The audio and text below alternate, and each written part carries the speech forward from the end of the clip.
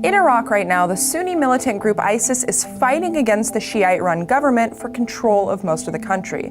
But those aren't the only groups in Iraq. There's a whole other group of people known as the Kurds, who have their own security force and their own autonomous region and government. So who are the Kurds, and what do we know about them?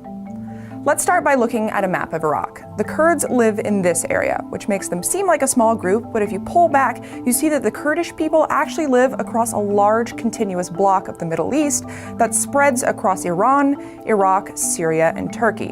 It's commonly known as Kurdistan. There are anywhere from 15 to 20 million Kurds living in this area with their own language and culture, and about 4 million of those are living in Iraq. Kurds by religion are Sunni Muslims, but they existed prior to Islam and they were resistant to the Arab military expansion that took place in the 6th century. In order to create the first Sunni Caliph all those years ago, Arab forces had to defeat many different Kurdish princes and feudal groups. So as a result, Kurds don't self-identify as Arabs the way that most Sunnis and Shias do. Again, this all started in the 6th century, and to say the least, modern history has not been kind to the Kurds. In 1920, the Ottoman Empire fell, which resulted in the Treaty of Sèvres. This formed the nations of Iraq, Syria, and Kuwait, and it was supposed to leave the option open for a Kurdish nation, but that didn't happen, largely because Turkey, Iran, Syria, and Iraq refused to recognize Kurdish independence.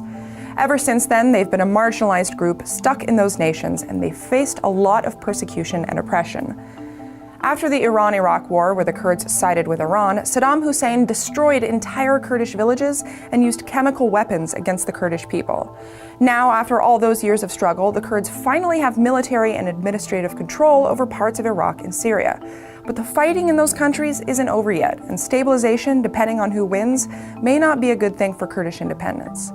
Plus, the Kurds aren't just one united group looking to create an enormous Kurdish nation. They have numerous sub-factions and rifts. When you're talking about the Kurds in Iraq, you're talking about the Kurdistan Regional Government and their Peshmerga security forces. These are the people currently running the only autonomous region under Kurdish control. They're keeping the Kurds safe, and they have a record of assisting the US with their war efforts in the area.